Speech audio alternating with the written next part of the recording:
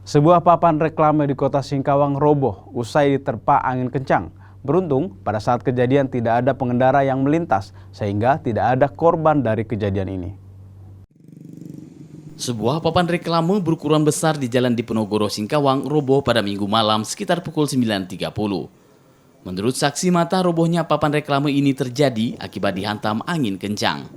Beruntung saat kejadian tidak ada pengendara melintas.